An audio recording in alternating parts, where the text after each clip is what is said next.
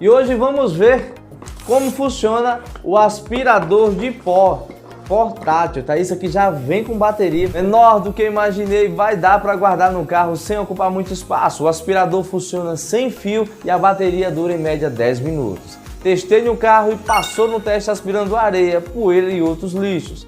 Para fazer a limpeza é só girar o reservatório e, se precisar, pode lavar o filtro com água. Mesmo sendo pequeno, ele tem potência para puxar qualquer pó e garantir a limpeza rápida do dia a dia. Se inscreva no canal para conhecer mais soluções como essa.